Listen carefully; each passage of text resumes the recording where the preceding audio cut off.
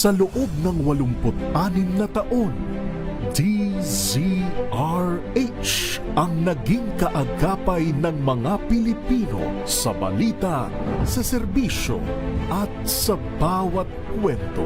86 na taon ng tiwala at sa mga darating pang taon, mas pinalakas at mas pinagtibay para sa Pilipino. DZRH, una sa Pilipinas, una sa Pilipino. Serbisyong tapat sa'yo, DZRH.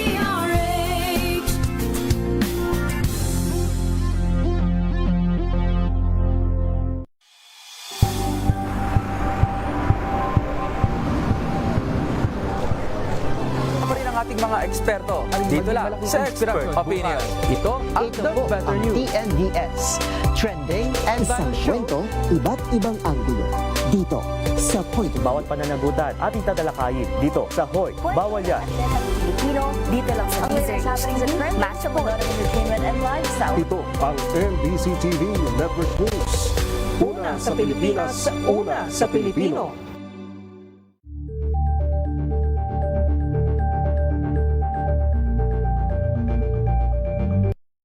Mga balitang gigising sa inyong umaga. Mga balitang kailangan mong malaman. Mapapakinggan sa ACS Balita sa 2x2. Kasama sina Anthony Taberna at Jerry Baha. Lunes hanggang Biyernes.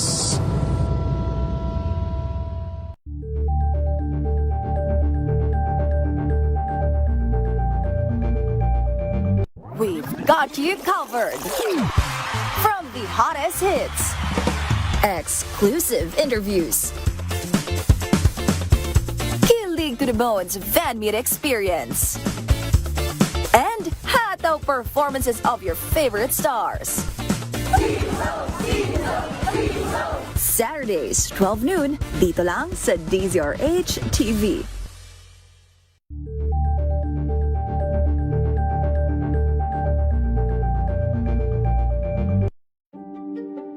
Buklatin ang mga pahina.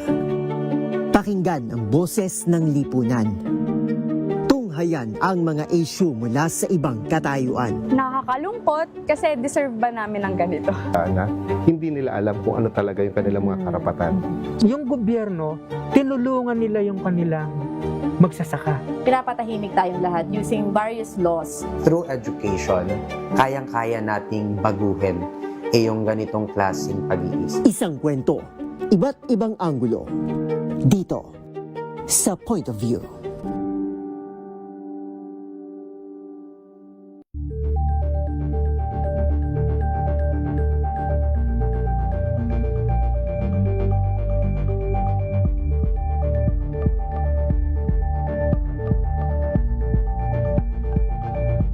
Curious ka ba sa maraming bagay?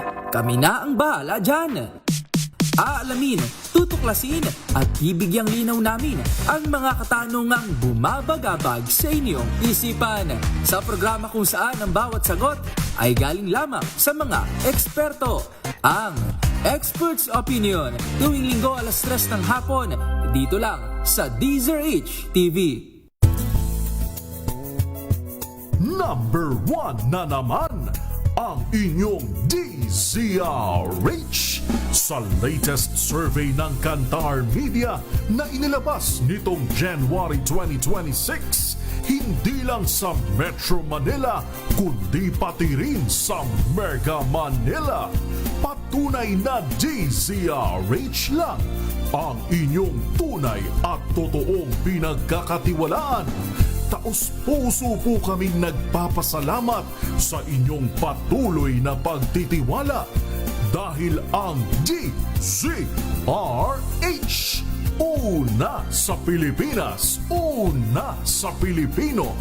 Saan ka man sa mundo, tayo Pilipino. Ito ay bunsod ng naitalang 17 individual na ang kanilang naaresto. Metro Manila Development Authority o MMDA ang No Contact Apprehension Policy o NCAP sa Metro Manila. Sa ang ilang mga dokumento ay peke. Hindi rin legal ang employment na ipinangako sa kanila. Sa mata ng batas, mananagot ang sangkot at may sala. Dahil sa bawat paglabag, may karampatang parusa. Alamin ang mga pananagutan sa likod ng mga bawal. Dito sa Hoy! Bawal Yan! Tuwing Sabado, alas 11:30 ng umaga. Dito lang sa DZRH TV.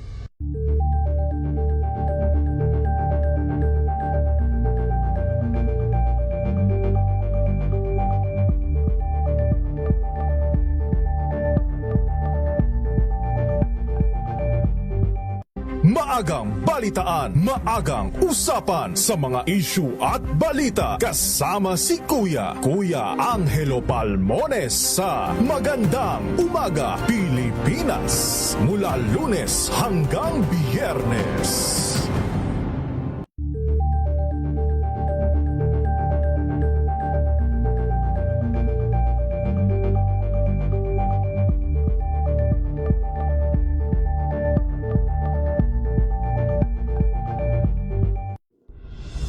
Tuloy-tuloy ang pagtulong, tuloy-tuloy ang pagseserbisyo at tuloy-tuloy ang balitaan kasama si May Binauhan sa Operation Tulong mula Lunes hanggang Biyernes.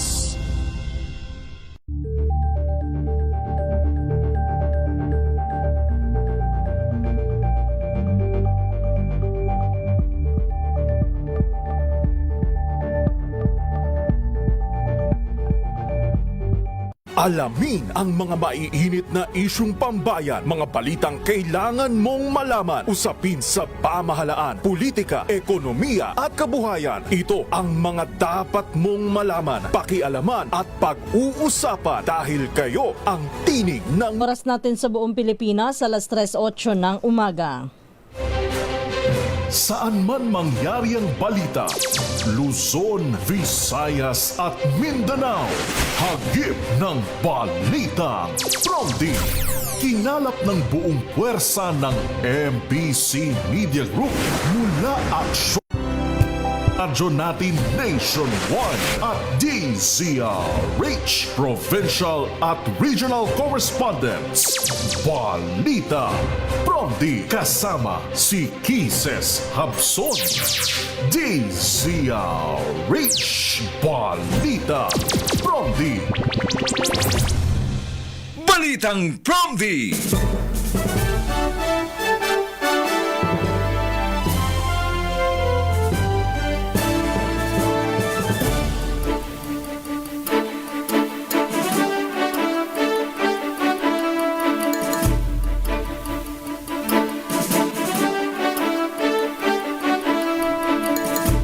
Magandang umaga Luzon, Visayas, Mindanao, Pilipinas.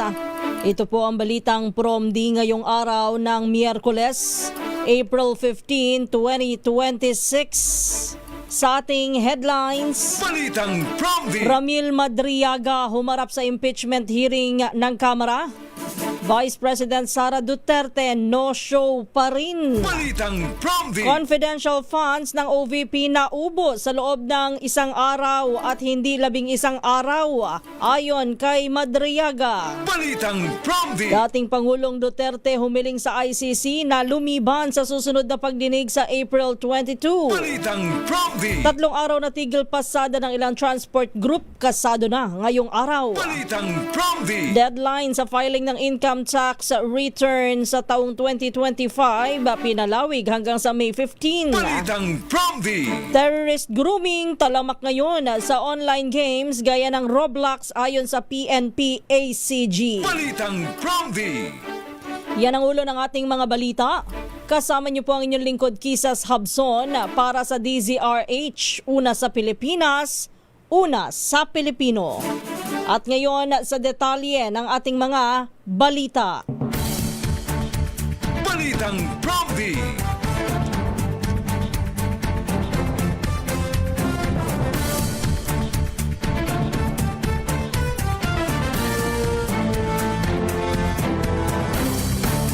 Tulad ng inaasahan,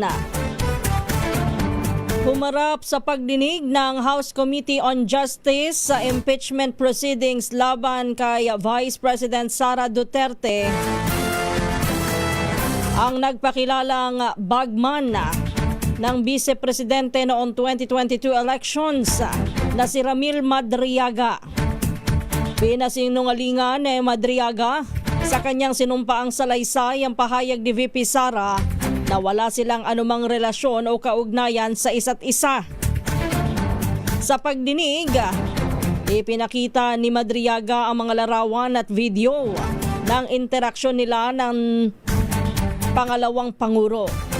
Ayon kay Madriaga, siya ang tumulong noon sa kampanya ng Vice Presidente na nooy alkalde ng Davao para sa 2022 elections sa pamamagitan ng pagbuo ng Isip Pilipinas Movement.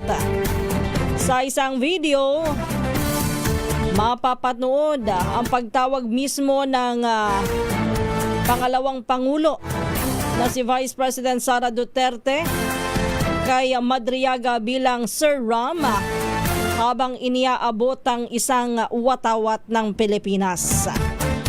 Mayroon ding video na inilabas kung saan binati ni VP Sara si Ramil Madriaga na kanya ding tinawag doon na Sir Ram. Balitang Prompty.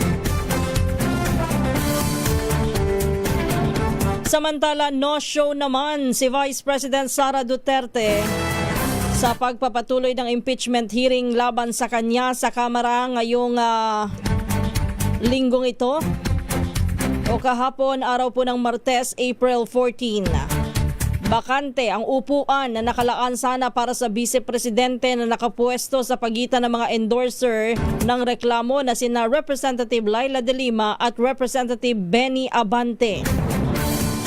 Ang muling pag-absent ni VP Sara ay kasunod ng inihain niyang petisyon sa Supreme Court para ipatigil ang pagdinig sa pamamagitan ng isang Temporary Restraining Order o TRO. Kinuwestiyon naman ng kampo ang legalidad ng mga subpina na inilabas ng komite. Matatandang hindi rin sumipot si VP Sara noong unang araw ng pagdinig noong nakalipas na buwan. Balitang Prompty. Oras natin, alas 3:14. Puntahan muna natin mga balita mula sa probinsya. Unahin natin ang Pangasinan. 3 pugante tumakas sa Sual, Pangasinan Police Station pero ngayon po'y balikpiitan na. Ibalita mo yan na RH38, Freddy Fajardo. Dahil sa puspusan ng manhunt operation ay sinagawa ng iba't ibang unit ng Pangasinan Police Provincial Office at Regional Intelligence Unit sa ilalim ng pamumuno ni Provincial Director Colonel Arbil Mercolio. Bago ang 72 hours sa isa-isang naaresto ang mga suspek sa magkakahiwalay na lugar sa kagubatan ng Barangay Kawayan sa bayan ng Sunganla. Magugunitang Sabado ng madaling araw nung pumug mula sa selda ng Sual Police Station matapos na sungkitin ang padlak ng selda at isa-isa silang pumuslit na hindi na malayan ng mga duty police. Matapos ang pagkaris sa tatlo, ipinakaloob na rin Sual Mayor Dong Kalugay ang ipinangakong reward money ng LGU para sa agarang ikadarakip ng mga suspek. Tinanggap ng kauupo pa lamang na Sual OIC Chief of Police Major Hermie Raimundo ang 100,000 pesos cash na ibibigay sa sibilyang informante na siyang naging dahilan ng mabilis na pagkadakip sa mga pugante. Mula sa Action Radio Pangasinan, ito si Freddy Fajardo, Aris 38 nag-uulat para sa DZRH Una sa Pilipinas, Una sa Pilipino.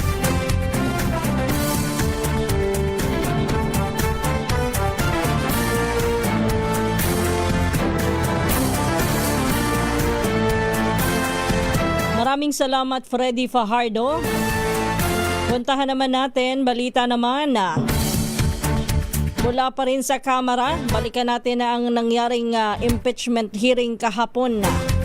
Pinabulaanan na nagpakilalang bagman ni Vice President Sara Duterte noong 2022 elections na naubos ng pangalawang Pangulo ang 125 milyong pisong confidential funds ng Office of the Vice President sa loob ng 11 araw sa pagharap sa pagdinig ng House Committee on Justice sa impeachment laban kay VP Sara Duterte Sinabi ni Ramil Madriaga na hindi umabot ng 11 araw ang confidential funds.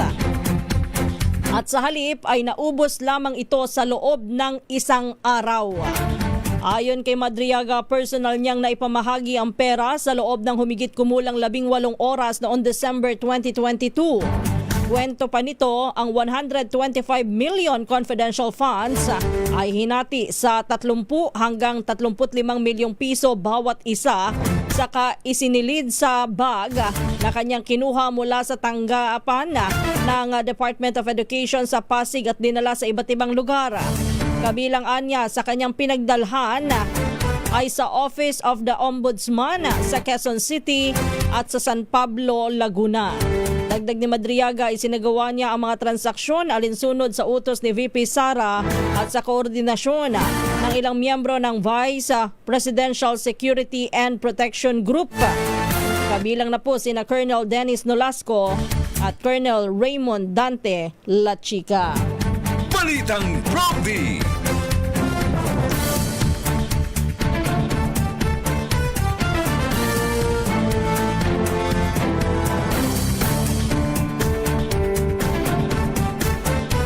Isiniwalat din ng self-proclaimed bagman na si Ramil Madriaga ang kanyang paghahatid ng pera sa tanggapan ng office sa tanggapan ng Office of the Ombudsman. Ang kanya pong paghahatid ng pera doon ay alinsunod sa utos ni dating Pangulong Rodrigo Duterte. Sa pagdinig ng House Committee on Justice kaugnay ng impeachment case laban kay Vice President Sara Duterte, sinabi ni Madriaga na ilang beses siyang naghatid at tumanggap ng pera para sa kanya. Ikwinento rin ni Madriaga ang isang insidente kung saan ay tumanggap umano siya ng 175 million pesos mula kay Lin Wei Xiong at tinatasan na ipamahagi ito sa 3 magkakaibang lokasyon, kabilang na sa Office of the Ombudsman. Ayon kay Madriaga, personal umano niyang iniabot ang 15 milyong piso kay Attorney Ryan Ray Kilala sa loob ng tanggapan ng Ombudsman matapos umano itong hilingin. Bagamat hindi tahas ang sinabi na ang pera ay para kay Martires, iginit ni Madriaga na may mga pagkakataong inuutusan siya ni na FPRRD at Vice President Sara na maghatid ng pera kay Martires o kay Kilala. Sa ngayon, wala pang pahayag ang mga nasabing personalidad kaugnay ng paratang habang nagpapatuloy po ang investigasyon ng Kongreso. Balitang Prompty.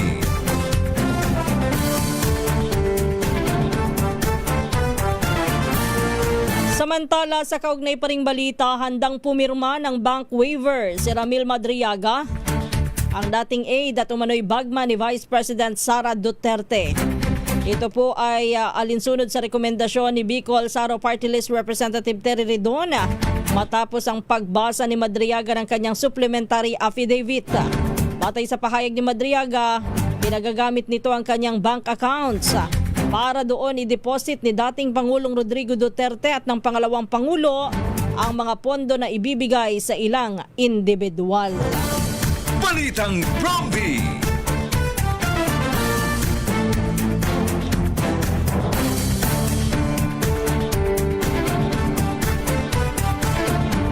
Oras natin alas 3:20, balikan natin mga balita sa probinsya. Sa Central Luzon, standby Dani. Intel-driven operation laban sa smuggled o pekeng sigarilyo na kumpiska sa isang tindahan sa Orion, Bataan. Ibalita mo yan, RH37, Danny Kumilang. Sinagawa ang isang joint inspection sa Orion, Bataan bilang bahagi ng pinaigting na Intel Drive Operation laban sa smuggle at peking produktong tobacco alinsunod sa Municipal Ordinance. Alas 4 ng hapon nitong Abril 14, 2026 kahapon, nagsagawa ng inspeksyon ng Orion Municipal Police Station, Barangay Official at LGU Marshal sa isang tindahan sa Barangay Santo Domingo sa pangunguna ni Police Captain Sidley Cuenco sa ilalim ng supervision ni Police Major Matay Jalman. Nahuli ang may-ari ng tindahan dahil sa paglabag sa ordinansa at nakumpiska ang 40 pakete ng sigarilyo na nagkakalaga ito ng 3,200 pesos. Ang mga nakumpiskang sigarilyo ay ang 10 modern white, 10 modern red, 5 modern menthol, 5 RGD white, at 10 RGD red. Inisyuhan ang nahuli ng citation ticket habang ang mga nakumpiskang item ay iturn over naman sa Municipal Health Office para sa kaukulang disposisyon. Dani kumilang RS37 DCRH, una sa Pilipinas, una sa Pilipino. Balitang Bromby. Thank you, Danny. Standby naman, Rex. Samantala, ibinunyag din ni Ramil Madriaga na inutusan siya ni dating Pangulong Rodrigo Duterte na manmanan si dating Senador Antonio Trillanes IV. Ngunit, nagatubilian niya ang dating Pangulo na iutos ang pagpatay kay Trillanes dahil sa umano'y malawak na koneksyon ng dating Senador sa Armed Forces of the Philippines. Sa pagdinig ng House Committee on Justice kaugnay ng impeachment case laban kay Vice President Sara Duterte, sinabi ni Madriaga na nagtrabaho siya kay Pangulong o dating Pangulong Digong noong ito ang presidente pa ng bansa. Pero hindi siya opisyal na empleyado ng Office of the President at tumatanggap lamang ng sahod na 100 hanggang 150,000 pesos kada buwan sa pamamagitan ng isang pulis na kilala bilang si Canlas mula sa Davao. Kwento ni Madriaga, kabilang sa kaniyang tungkulin na imonitor ang galaw ni Trillanes at magsagawa ng operasyon laban kay Trillanes, ngunit nag-aalangan niya ang Pangulo na ipapatay ito.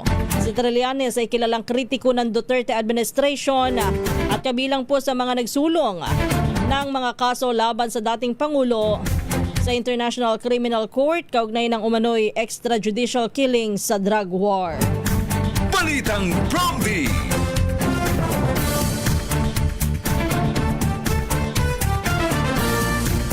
Samantala, pinadalhan naman ng subpina ng House Committee on Justice si dating Senador Antonio Trillanes IV para tumestigo sa impeachment hearing laban kay Vice President Sara Duterte.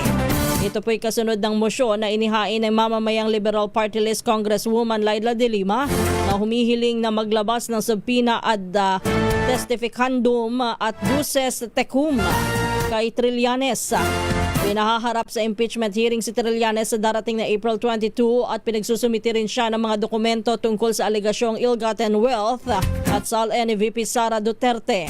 Idiniin ni De Lima na sadyang very relevant ang testimonya ni Trillanes dahil sa nabanggit siya sa ikatlong impeachment complaint laban kay VP Sara at humarap din sa House Quad Committee hearing tungkol sa Duterte drug war. Bukod kay Trillanes, pinaharap din sa susunod na House impeachment hearing ang Anti-Money Laundering Council o AMLAC at ang magsumite ng mga dokumento ng bank transactions ni Vice President Sara at kanyang asawa mula 2006 hanggang 2025. Balitang Bromby. Oras po natin sa buong Pilipinas alas 3:24. Puntahan naman natin balita naman mula sa Negros Occidental. Higit 200 karton ng smuggled na sigarilyo isinuko naman sa Bacolod City Police Office. Ibalita mo yan, RH46 Rex Cantong. Isinuko ng driver at helper sa Police Station 4 ng Bacolod City Police Office ang 215 na karton ng umano'y smuggled na mga sigarilyo sa Circumferential Barangay Villamonte, lungsod ng Bacolod. Ayon kay Police Major Joel Reclamado, hepe ng Police Station 4, nagdududa ang mga ito na instruction sa kanila dahil umano package ang ikinarga subalit nagtataka ang mga ito na mayroong level na brand ng sigarilyo kaya't minabuti na i-turn over na lamang sa mga kapulisan. Nagkataon na nakadaan ng mga ito sa checkpoint ng Police Station 4 kung saan ibinigay sa kapulisan ang informasyon ng kanilang karga na panel van.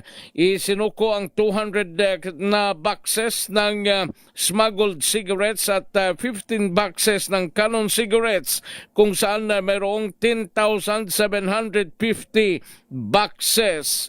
Ito si RH46 Rex Cantong para sa DZRH, una sa Pilipinas, una sa Pilipino. Thank you, Rex. Standby lang, Jo. Samantala, sa pagpapatuloy pa rin ng ating mga balita sa oras na alas 3:26, kahit ang scholastic record ni Vice President Sara Duterte ay hindi rin nakaligtas sa expose ni Ramil Madriaga. Sa kanyang sinumpaang salaysay sa impeachment hearing ng House Committee on Justice, ibinunyag ni Madriaga na lubhang kaduda-duda ang pagpasa ni VP Sara sa San Sebastian College of Law.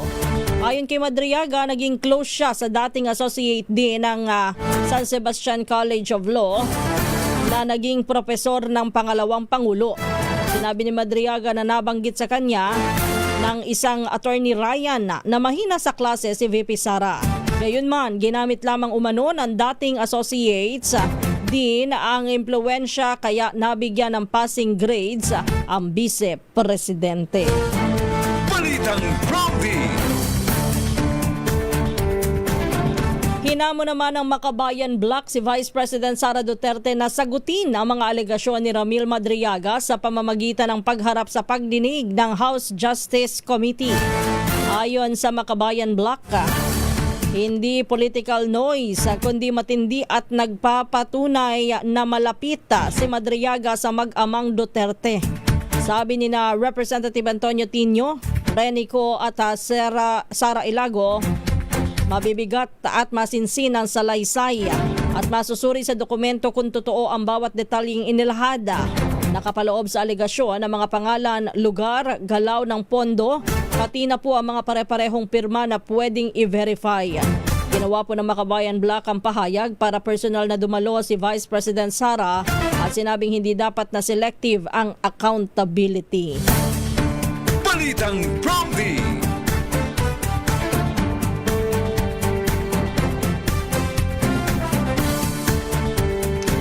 Sa iba pa nating mga balita, umapila naman si dating Pangulong Rodrigo Duterte sa International Criminal Court Appeals Chamber na payagan siyang lumiban sa susunod na pagdinig sa April 22. Sa 3 pahinang dokumento, binanggit po ng dating presidente na siya ay kakatawanin na lamang ng kanyang mga abogado sa naturang hearing. Partikular na iaanunsyo sa susunod na linggo ang desisyon sa apela laban sa naunang ruling na nagbabasura sa pagkwestiyon ng jurisdiksyon ng ICC. Nauna nang lumiban si PRRD sa confirmation of charges hearing noong Pebrero dahil sa pagtanggi ng kanyang panig na kilalanin ng ICC jurisdiction. Ang dating Pangulo ay naharap ngayon sa kasong Crimes Against Humanity na resulta ng kanyang drug war. Siya ay nakakulong sa The Hague simula pa noong March 2025. Balitang Prompty.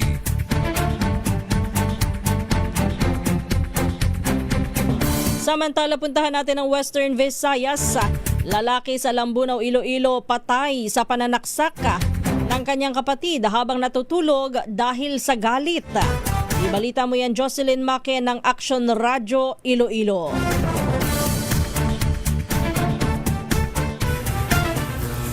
Patay ang nakababatang kapatid ng saksakin ng kanyang sariling kuya sa barangay Manaulan, Lambunaw.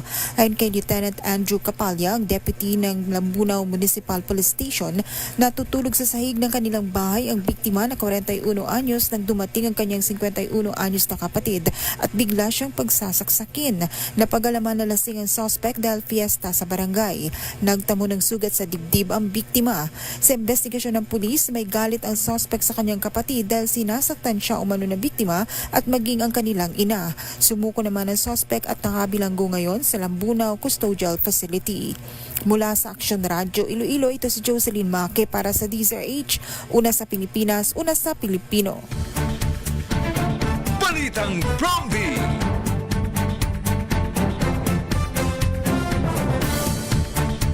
Samantala, oras natin alas 3:30 na po ng umaga.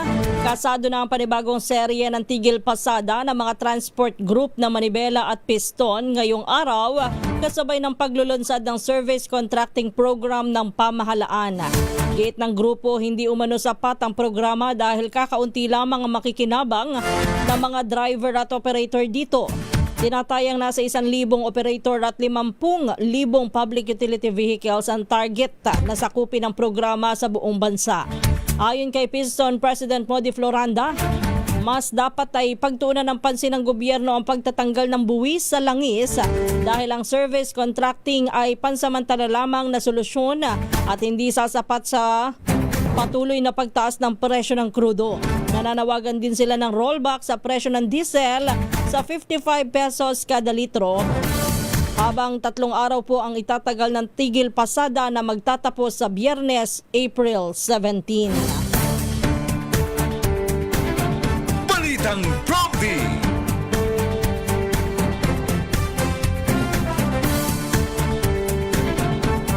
Sa kaugnay na balita, handa na rin ng MMDA o Metropolitan Manila Development Authority sa planong 3 araw na transport strike na mag-uumpisa ngayong araw.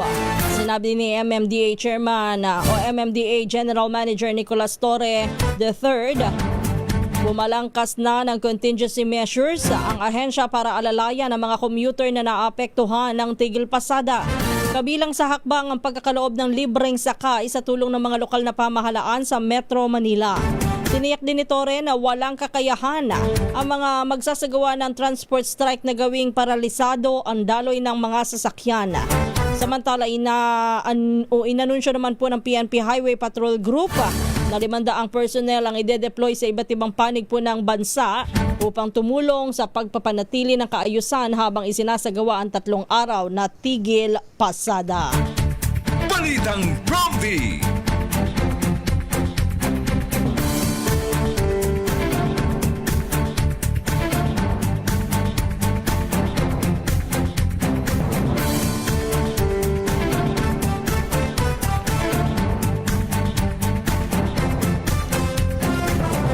Samantala, dinepensahan naman ng economic managers ng pamahalaan ang desisyon na huwag isama ang diesel at gasolina sa suspensyon ng excise tax sa gitna po ng patuloy na pagtaas ng presyo ng langis. Ayon kay Finance Undersecretary Carlo Adriano, maliit lamang ang bahagi ng excise tax sa kabuang presyo ng diesel. Nakatumbas po ng humigit kumulang 6 na piso kada litro kumpara po sa presyong umaabot sa 100 piso kada litro. Sa halip na suspensyon, ipatutupad na lamang ng Department of Budget o ng Development Budget Coordination Committee ang targeted subsidy na 10 piso kada litro para sa mga public utility vehicle drivers sa loob ng 3 buwan. Dagdag pa ni Adriano, ang mamamayan ay hindi makikinabang sa pagtatanggal ng excise tax at sa halip, tanging mga mayayamang sektor ang pangunahin daw pong makikinabang kung aalisin ang buwis dahil sila po ang kumukonsumo ng malaking bahagi po ng diesel. Sinabi naman ni Finance Secretary Frederick Go na balanse at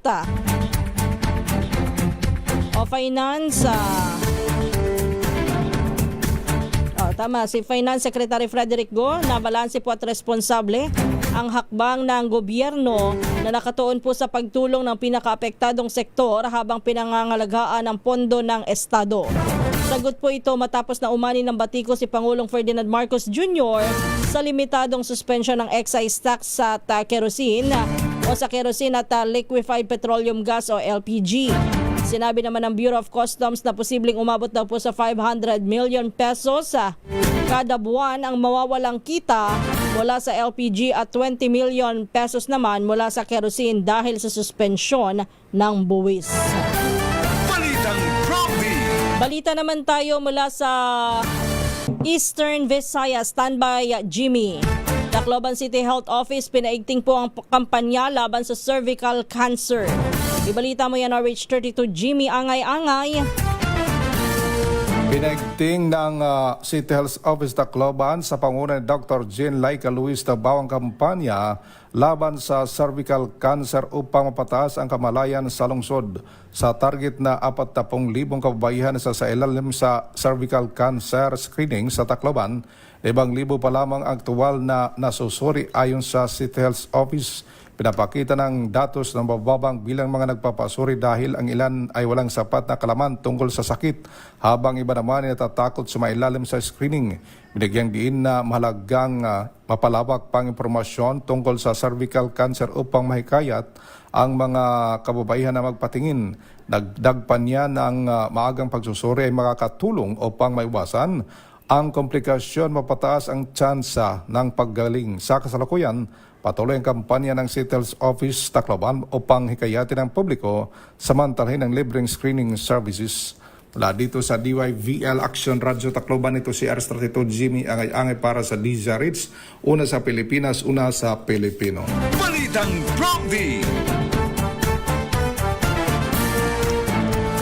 Samantala, oras natin alas 3:36. Nagsimula na po ang US military na magharang o humarang sa mga pantala ng Iran na lalo daw pong nagpapalala ng tensyon sa rehiyon at nagdudulot ng pangamba sa supply ng langis sa buong mundo. Sa kabila po nito ay may kaunti pa rin daw pong pag-asa sa usapang pangkapayapaan matapos ang patuloy na komunikasyon sa magkabilang panig. Ayon po kay US President Donald Trump, bukas pa rin ang Iran sa negosasyon, ngunit iginiit niyang hindi papayagan anumang kasunduan na magbibigay daan sa Iran na magkaroon ng nuclear weapons. Sa ngayon, nananatiling mataas ang tensyon habang nagpapatuloy ang banta ng karagdagang aksyon ng militar mula sa magkabilang panig. Balitang Prompty!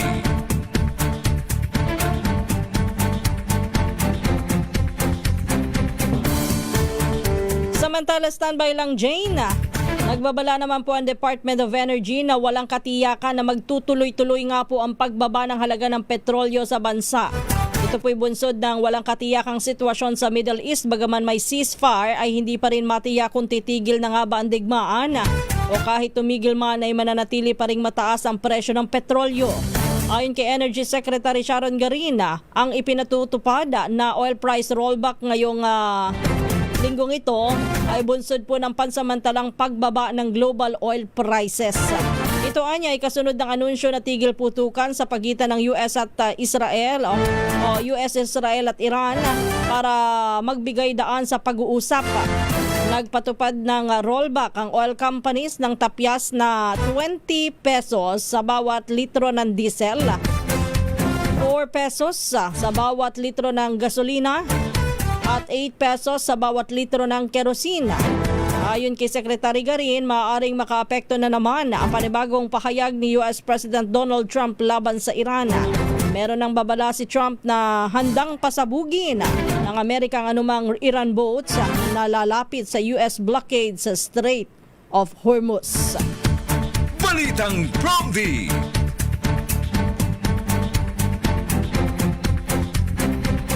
Samantala, sisimulan na po ng Department of Energy ang pag-order ng mga produktong petrolyo ngayong linggo. Ayon kay Energy Secretary Sharon Garin, patuloy pong pinalalawak ng DOE ang mapagkukunan ng supply ng petrolyo sa gitna po ng global oil crisis. Anya, may darating pang karagdagang 600,000 na bariles ng langis sa mga susunod na linggo. Inaasahan din ang mga susunod pang delivery na magmumula naman sa North Asia o India, gayon din sa Singapore o Oman na may kaparehong dami ng dumating na oil delivery mula Japan noong isang linggo. Tinatayang aabot sa 64 na araw ang oil supply ng bansa, pero nilinaw ng Energy Secretary na hindi kayang i-accommodate ng oil storage ang pang 70 araw hanggang 120 araw. Samantala, balita muna tayo sa Northern Samar. Fisher Falls mula sa bayan ng Palapag. Natanggap na daw po ang kanilang fuel subsidy assistance mula sa BIFAR. Ibalita mo yan na RH34 Jane Galit Bantayan. Nakatanggap na ng kanilang fuel subsidy ang ilang Fisher Fox sa lalawigan ng Northern Samar sa gitna ng emergency crisis, ngunit hindi pa lahat ay nabigyan. Sa latest na pamamahagi nito, ang mga tumanggap ng mga Fisher Fox ay mula sa bayan ng Palapag, Northern Samar ng Sikan District ng probinsya. Ayon sa LGU Palapag, mula ito sa BIFAR Fuel Subsidy Program. Ang bawat isang Fisher Fox beneficiary tumanggap ng 3,000 pesos fuel assistance. Suporta ito ng pamahalaan sa kanilang kabuhayan kung saan karamihan ay nakatira sa coastal area. Naroon sa pamamahagi ang LGU Palapag, Provincial Government ng Northern Samar, Department of Agriculture BIFAR at partner agencies. Samantala, kasalukuyan naman na hinihintay pa ng ilang fisher folks o mangingisda sa ibang bayan sa lalawigan ang nasabing tulong at inaasahan na matatanggap ito sa lalong madaling panahon. Mula sa Aksyon Radyo Katarman, RH34 Jane Galit Bantayan ng DCRH. Una sa Pilipinas, una sa Pilipino. Balitang Prompty. Thank you, Jane. Target naman ng pamahalaan na mabigyan din ng ayuda ang mga middle income earner habang nahaharap ang bansa sa global oil crisis. Kabilang sa mga pangunahing ayuda para sa mga middle income earners ay ang pagbibigay po ng fuel discount sa mga pribadong motorista at iba pang benepisyo. Ayon kay Department of Finance Undersecretary Carlo Fermin Adriano, pinag-uusapan na ayuda sa middle income earners sa livelihood, industry, food and transport o AFLIP committee kung saan ay chairman si Pangulong Ferdinand Marcos Jr. Idiniin ni Undersecretary Adriano na lahat ng ito ay kanilang pinag-uusapan para matulungan daw po ang lahat at hindi lamang ang pinakamahihirap kundi pati na ang middle income group. Balitang Prompty. Samantala, pinalawig pa ng GCash ang zero transfer fees para sa mga Pilipino sa Middle East at kanilang pamilya hanggang sa April 30. Sakop nito ang mga nasa United Arab Emirates, Saudi Arabia, Qatar, Kuwait, Oman, Bahrain, Israel, Lebanon at Jordan. Ayon sa GCash, walang sisingiling bayad sa bank transfers, pagbili ng load at pagbabayad ng bills, habang ang waive fees ay ibabalik din sa pamamagitan ng in-app cashback at hindi na kailangan ang registration dahil otomatiko itong papasok sa account matapos na makatanggap ng notification. Libre rin ang transaction fees para sa mga pamilya sa Pilipinas na magpapadala ng pera papunta sa UAE, Saudi Arabia, Qatar at Oman gamit ang GCash International Transfer. Wala ring minimum amount na kinakailangan. Patuloy na minomonitor ng GCash ang sitwasyon sa Middle East para sa posibleng karagdagang extension ng naturang programa. Balitang Prompty.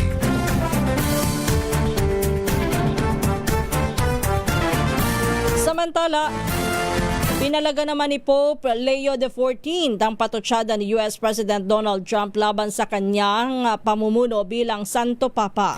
Kabilang po sa mga pasaring ni Trump ang pagiging mahina umano ni Pope Leo pagdating sa usapin ng krimen at foreign policy. Dagdag pa ni Trump, hindi siya fan ng Santo Papa at wala dapat na ihingi ng tawad sa mga binitawan niyang pahayag. Sagot ni Pope Leo, wala siyang panahon para makipagdebate at nakatuon lamang sila sa pakikipagdialogo para sa ikapapayapa ng tensyon sa gitnang silangan. Ginawa po ng Supreme Pontiff ang pahayag sa kanyang pagbisita sa mga bansa sa Africa para tugunan ang mga kinakailangan ng mga kasamahang Katoliko at iba pang residente. Balitang Prompty. Samantala, balita muna tayo dyan naman sa Davao. Yun daw pong isang mekaniko na tiklo na huli matapos makuhanan ng 3 illegal na baril sa Davao City. Ibalita mo yan, Jun Soter ng Aksyon Radyo, Davao.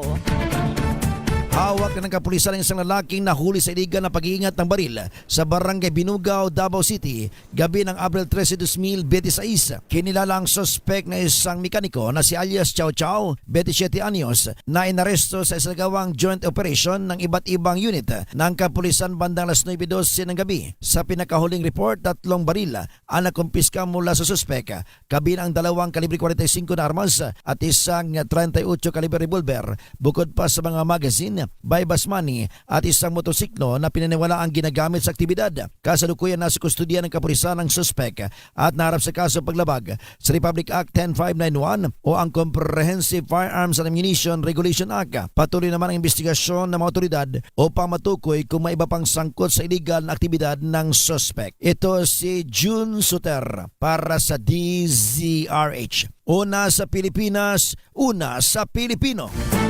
Balitang Prompty. Thank you, June Soter. At sa ating mga provincial reporters, pinalawig ng pamahalaan ng deadline sa paghahain ng 2025 Annual Income Tax Returns hanggang sa May 15. Layo nito na matulungan ng mga taxpayers sa gitna ng epekto ng krisis sa Middle East.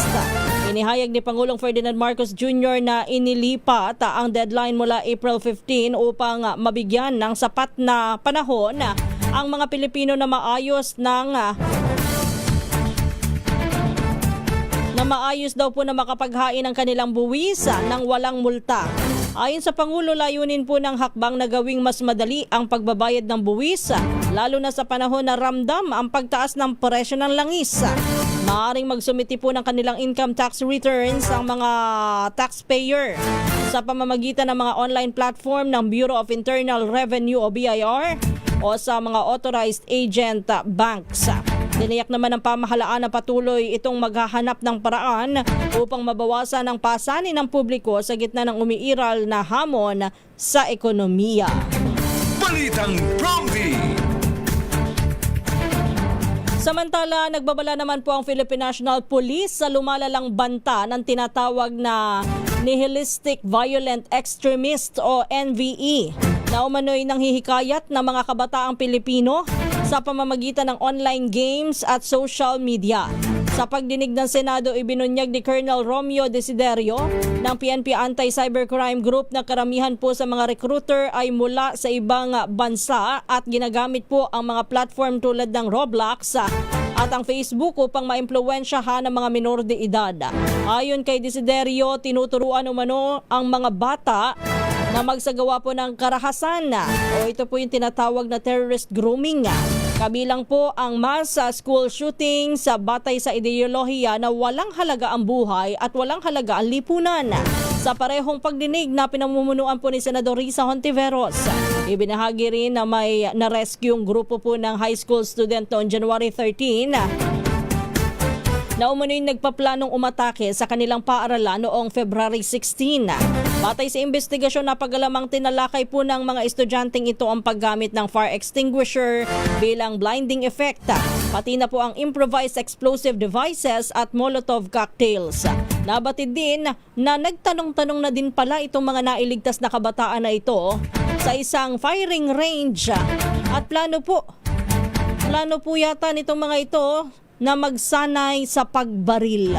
Patuloy naman ang paalala ng pulisya sa mga magulang at paaralan na bantayan ang online activities ng kabataan upang maiwasan ang ganitong uri ng radicalization. Balitang Prompty. Kaya po yung inyong mga anak, lagi hong titingnan kahit pa sabihin na sila'y naglalaro lang. Hindi ho natin alam kung ano yung mga pinaglalaruan nila sa social media o kaya sa mga online. Tingnan nyo at hanggat maaari alamin nyo kung ano po yung nilalaman ng larong yan. At pinaka-importante po sa lahat ay ang komunikasyon sa inyong mga apo o anak. Oras natin, alas 3:49, naghain naman po ng petition for mandamo sa Korte Suprema ang grupong United People's Initiative laban sa Office of the Executive Secretary at iba pang opisyal ng Malacanang. Iginit po ng grupo ang nakasaad sa saligang batas na dapat ay ipalam sa publiko ang estado ng kalusugan po ng Pangulo. Anya, may mga serious public concern umano kaugnay sa kalagayan ng Pangulo, kaya't nananawagan sila ng mas malinaw at regular na impormasyon mula sa pamahalaan.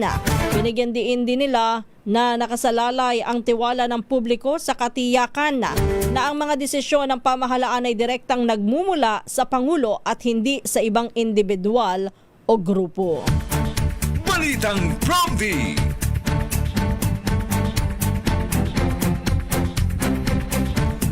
Samantala, natunto naman po ng otoridad ang pinagmumulan daw po ng kumakalat na fake news kaugnay ng kalusugan ni Pangulong Ferdinand Marcos Jr. Gayunman, nananatili pa rin itong confidential habang nagpapatuloy pa ang investigasyon.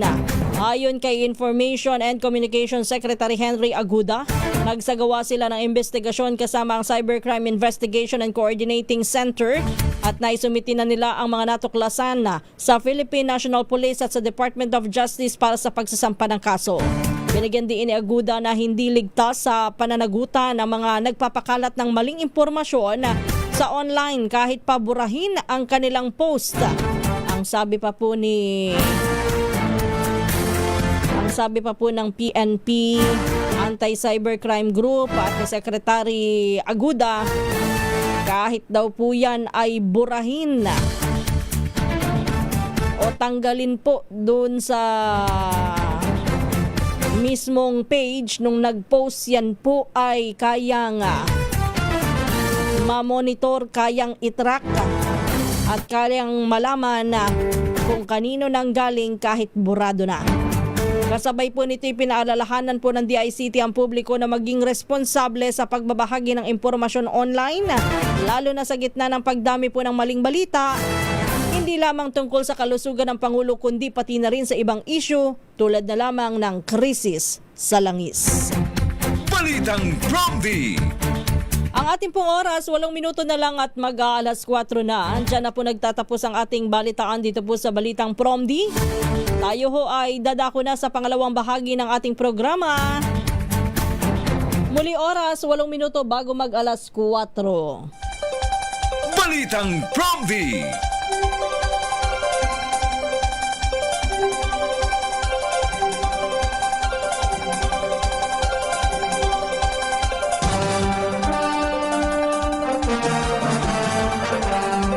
Muli, isang magandang umaga po ang ating pagbati sa lahat ng mga nakikinig, nanonood at nakatutok ngayon sa ating programa. Ito nga po ang Balitang Promdi at kumusta na po kayong lahat? Doon sa ating mga kababayan na papasok, agahan po lalo na dito sa Metro Manila. Agahan ang pagpasok, hindi pa natin alam kung makakaparalisa ba o hindi. Ang tigil pasada na magsisimula po ngayong araw, 2 grupo lamang po yung kasama dyan. Ang Manibela at ang Piston. Pero may mga miyembro po yan at possible po ay mga hindi mamamasada po talaga ngayon. Bukod pa po dun sa kung sakaling sila po ay magsasagawa ng mga demonstrasyon, makaka-add pa po yan sa traffic. Bagamat alam natin nitong mga nakalipas na araw, ang report ho ng Metropolitan Manila Development Authority ay medyo nabawasan ho ang traffic dahil kumonti po ang mga sasakyan na namamasada dahil nga po sa sobrang taas ng presyo ng petrolyo. Although kahapon ho nagkaroon na ng tapyasan sa presyo ng langis. Hindi man sapat pero kahit papaano pagpasalamat ho natin dahil hindi tumaas ngayong linggo ito ang presyo ng langis at katulad po ng lagi kong pinapaalala, ipanalangin pa natin na magpatuloy pa ang pagbaba ng presyo ng langis. Yan ay mangyayari kung matutuloy na magkasundo na po talaga ang Iran at US, pero sa nangyayari ho ngayon dahil po sinimula na po ng US ang blockade o pagharang po sa mga port, medyo mainit pa ho ang tensyon. Although sabi ho ni US President Trump, pwede pa rin daw po silang mag-usap dahil bukas pa rin daw po ang Iran sa pakikipagnegosasyon. Pero matigas ho si Trump na hindi ibibigay ang kagustuhan ng Iran. Harinawat magkasundo sana nang tuloy-tuloy na ang pagbaba ng presyo ng produktong petrolyo. In fact, kahapon po medyo nakabawi ulit yung piso natin kontra sa dolyar. Ang palitan ho kahapon nagtapos o nagsara po sa 59 pesos and 87 centavos kada US dollar. Mas okay ho ito kumpara dun sa naitala po noong April 13 na 60 pesos and 13 centavos sa kada dolyar. Yan po meron din sinasabi pagdating sa presyohan ng langis dito po sa sa atin dito sa Pilipinas. Kaya antabayan na natin sa mga susunod na araw. Sa iba pa po nating mga balita, o kahapon ho, nagpatuloy po ang hearing. Wala hong natanggap o walang lumabas po na TRO o temporary restraining order dun sa kaugnay po nung naging apela o petisyon ng kampo ni Vice President Sara Duterte na ipahinto yung impeachment hearing dyan po sa Kamara o sa Kongreso. At tulad po ng inaasahan, si Ramil Madriaga na sinasabi hong maraming nalalaman tungkol sa mag-amang Duterte ay humarap po sa pagdinig at may mga isiniwalat, may mga pinatunayan siya doon sa kanyang affidavit. Ang kampo po ng Vice Presidente, no show. Pero hinihikayat po siya na dumalo upang ipagtanggol o kaya ipaliwanag ho ang kanyang panig. Dahil hanggat hindi po siya nagbibigay ng kanyang mga paliwanag o kanyang panig dito sa isyong ito, para na rin pong nawe-waive yung kanyang karapatan. At kumbaga mas mapapakinggan ho itong si Madriaga. Ang magiging basihan ho ng Kamara o ng House Committee on Justice ay iyang hearing na yan kung sila po'y magdedesisyon na yan ay iakyat sa plenaryo o diretso na po dyan sa sa Senado yung impeachment. Meron pa pong gagawing impeachment hearing sa susunod na April 22 o next week. Marami na ang nagtatalo tungkol dyan. Hanggang dito sa social media natin. Good morning ho sa inyong lahat. At ulit yung ating mga kabataan, bantayan nyo ho at tingnan yung mga ginagawa. Baka ho sakali. Total minsan na yung na-review ng DICC ba? DICT ba yung nag-review dyan? Yung Roblox. May napagkasundoon na ho dyan yung Roblox at saka yung ahensya po ng pamahalaan natin na maghihigpit po sila.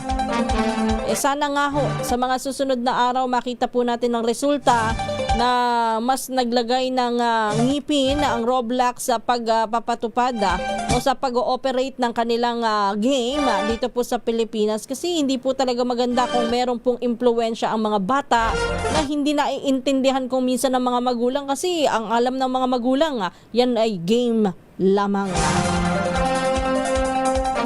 Bago tayo magtapos yung mga pagbati po natin, bukas na lang po tayo magkaroon ng iba pang mga talakayan. Bentong isang magandang umaga, Virgilio Sakdalan, kay Banong, good morning, ganoon din kay kay Cors Navarro Galindez. Si Virgilio Sakdalan kanina pa sabi niya bakit ganun? Ang Kamara hindi nag-iimbestiga pagdating sa mga flood control. Tanging impeachment lang kanila pong iniimbestigahan. Evan lang, isang magandang umaga po. At kay Sir Filemon Mamuwad, good morning. Binabati rin po natin ang isang magandang umaga. Happy viewing, happy listening. Kay Marlon Exentreve. Tama ba? Ganon din kay Nestor Karandang, isang magandang umaga mula sa Las Vegas. At kay Miss Mercy na kanyang may bahay. Sila po'y nakatutok dito kahit sila po ay nasa Las Vegas. Pagbati pa rin na isang magandang umaga kay Ma'am Becky Tizuka, kay Ma'am Ivy Gutierrez, Norman Susada mula sa San Luis, Aurora, Arnold Reyes, isang magandang umaga rin po sa inyo. At binabati rin po natin si Maridel Makaya Furukawa, Mauro June Aspiliaga, si Tessie Pindon ng Santa Maria Laguna, good morning. Uy, dun sa mga tatanggap po ng subsidy, fuel subsidy dyan sa may Santa Maria, Bulacan, pinost na ho kung sino po yung batch 1. Tingnan nyo na lang po doon sa page ni Congressman Salvador Cader Plito. Randy Martinez, ang magandang umaga po sa inyo. At kay Berto Pugo, Sabi niya, let there be peace on earth. Pag-greet po kay Eleanor Castelo at kay Julieta Rilliorta ng Tondo, Maynila. Sa lahat po ng mga hindi ko nabati, nako, bawi ako bukas. Pero in the meantime, tayo po'y magpaalam na. Maraming salamat po sa inyong lahat na sumali sa ating diskusyon, sa ating balitaan, tumutok. Ito po ang inyong lingkod, Kisas Habson, at ito po ang Balitang Promdi. Susunod na si Kung Angel Palmones at ang Magandang Umaga, Pilipinas. Oras po natin, eksakto en punto 4:00. Good morning and happy Wednesday.